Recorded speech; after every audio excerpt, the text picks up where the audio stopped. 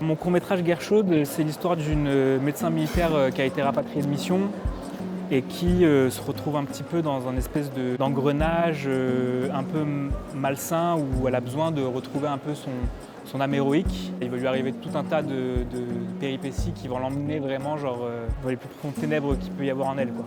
Et le concept du film justement était de pousser ce truc-là à l'extrême et de se dire mais jusqu'où elle peut aller pour redevenir un héros aux yeux des autres, quoi.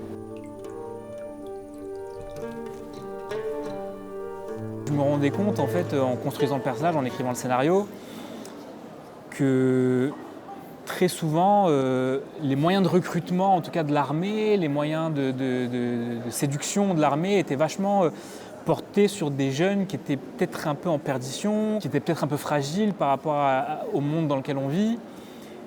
Et il y avait un peu ce truc où j'avais envie, je me suis dit, mais moi en tant que jeune, j'ai aussi envie de mettre mon doigt un peu sur ces problématiques et d'apporter un peu ma vision de jeune, quoi.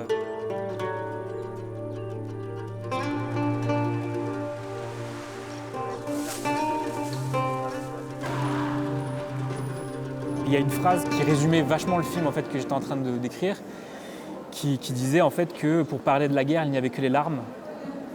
Et en fait, je me suis dit, ouais, c'est peut-être ça la direction que j'ai envie de prendre.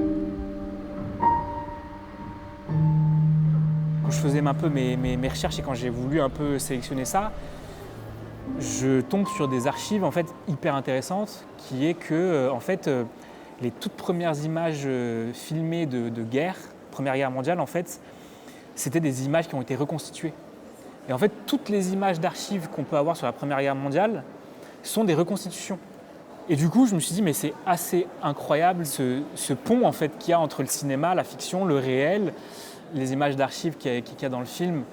C'est quelque chose que j'ai voulu intégrer un peu indirectement, entre guillemets. Mais l'idée était de faire un pont avec le réel, en fait. C'était l'outil parfait qu'il fallait que je mette dans le film, quoi. Voilà.